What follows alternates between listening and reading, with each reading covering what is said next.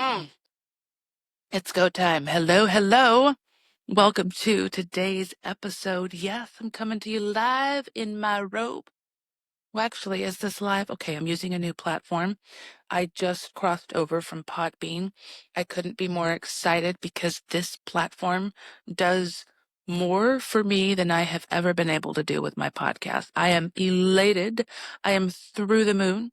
Cool thing is today I'm talking about productivity.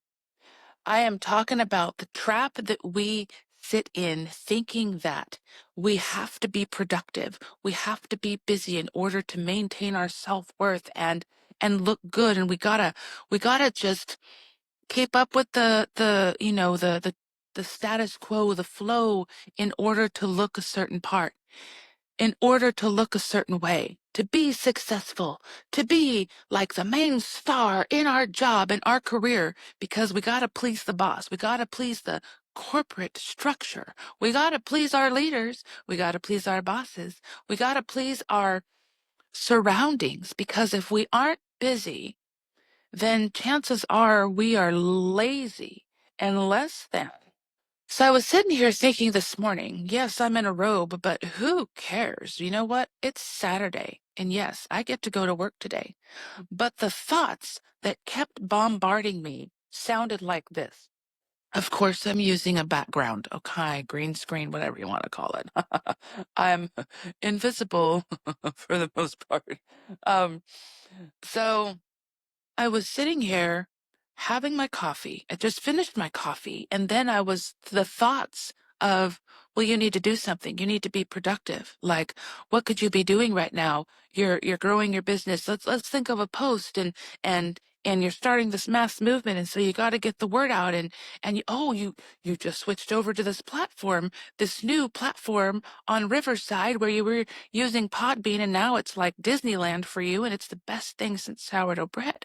But we got to come up with a podcast, and now we got to think, and now we got to make some food because you got to eat, and because you were thinking about going to the gym. And so if you go to the gym, you'll be successful. You'll be amazing. You'll feel great. Even though your body has been healing from not feeling well, let's just go shove the gym down to make sure that I look good, feel good. But if my body is healing and I'm still not feeling 100%, why am I going to go do that? Do you hear how exhausting that sounds? Do you see what happened to my face when I started getting caught up in that loop? Productivity is a word that is a trap. It does not release people to stay in uh, in ease and flow. It does not keep the energy up, contrary to what you might think or what you might have been told as a leader or even growing up as a kid. I know for myself, growing up in foster care, I was never allowed to just be and just rest. I was slapped on with the expectations that I had to keep going, that I had to keep doing, that naps were not allowed. I had to prove my worth. I had to prove that I was successful and good enough. And yet I never felt like what I did was enough.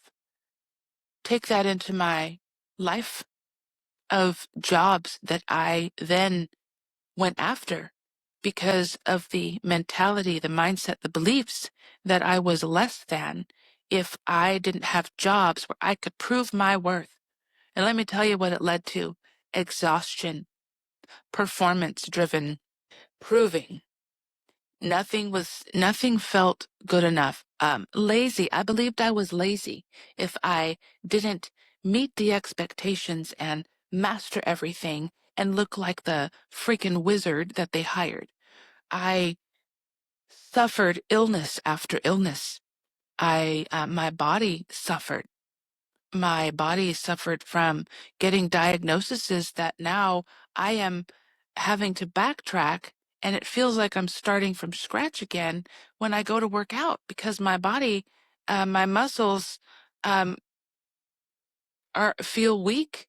So I have to start small again, start from scratch. But I was this on the go productive person, and I felt accomplished.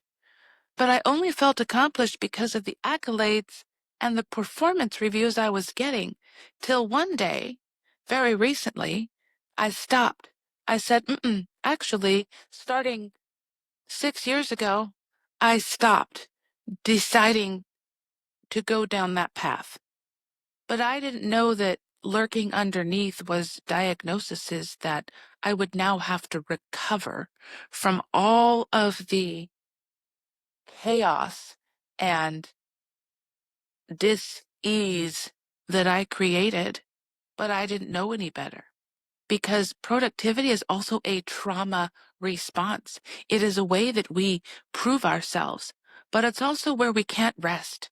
On our days off, what is the one thing that you struggle with the most, even on your days off? What if you didn't have to struggle with feeling like you had to be productive on your day off?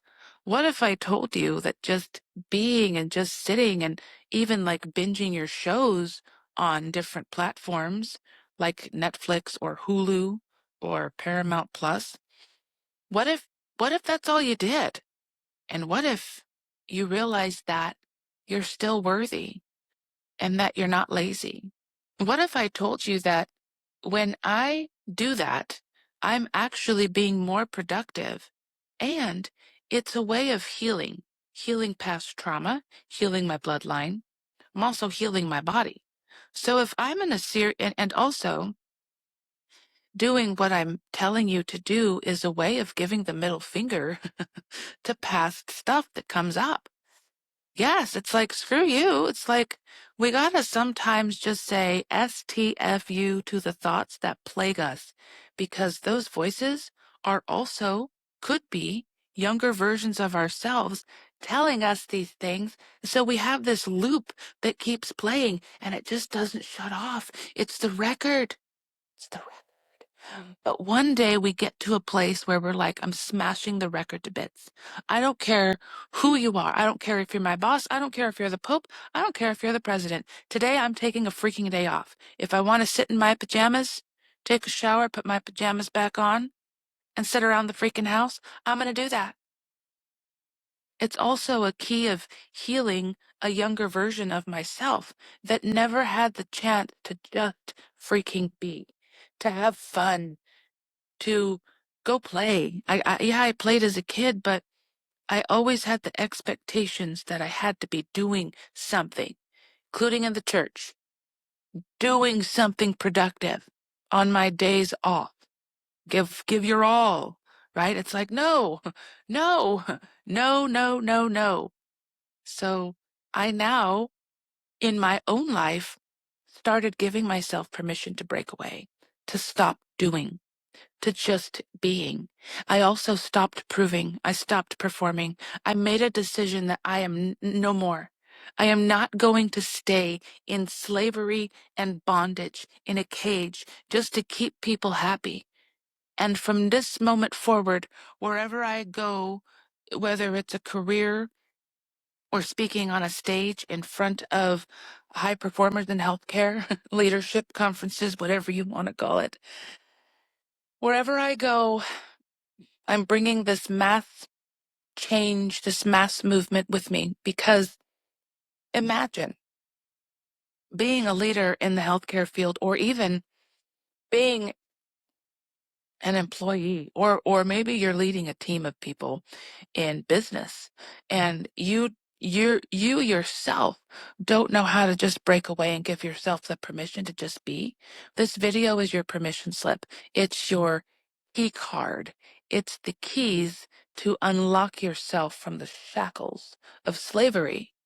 Because if you yourself can't lead yourself into peace and zen and able to exhale, and you yourself can't just be without feeling like you're guilty, or you're not going to get the clients, or you're not going to get the money, or you're not going to get a good review, so therefore you're not going to get a raise. If those thoughts go through your mind, like the chasing, the doing, the proving, the comparing, the gosh, it's exhausting. Then you cannot effectively lead if you yourself are operating in chaos and overwhelm. It's not going to happen. There is no way you can lead a team if you're not effectively leading yourself.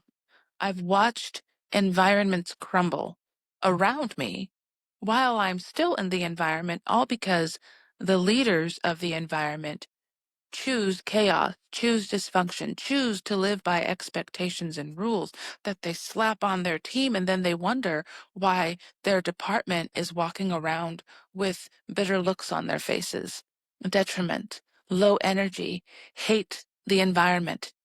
And yet the employees get blamed all because the leader hasn't figured out yet, oh, it does start with me. It does not start with my team. It starts with me. It starts with me. I'm the one that leads, not my team. You might have leaders on your team, but do you even know how your team ticks? Do you know what makes them tick? Do you know what helps them click with the information that you're giving? Or do you just slap expectations on them so that your department looks successful? By the way, do you know how many people are on your team that are exhausted and burnt out? Are you, as a leader, burnt out and exhausted? These are things you got to ask yourself, and then you got to ask yourself, what am I willing to change? Or maybe you're at a place in your life where you just didn't know any better. Most of us don't, but now you do. But now that you know that, what are you willing to do to change, to make those changes, to start bringing a different way of doing things so that your team can grow, so that you can grow? And by the way, when you start doing the things that I do when you hire me to speak to your group of people, in like leadership conferences, or we can do workshops. You can hire me as the community, we'll call it community hype girl, but it is where I come and speak, where you hire me to speak to your team as, like, you would call it like a training, a workshop, um, and you would have me on your payroll, if you will, for a number of, like, we would figure out a time frame, whether it's 3 months, 6 months, where I come in once a month or even once a week and do these, like, talks that, I mean, imagine a team, but it does start with you, right? Just imagine a team that doesn't hate coming into an environment and they're not burned out, but it's because it started with you. So that concludes today's episode. Thank you so much for being here. You know what? Yes, I am a successful person. And who cares if I showed up in my robe? Who the freak cares? Because I'm not here to be perfect. Been there, done that. No, thank you. So thank you for being here. Thank you for listening. And that concludes this episode.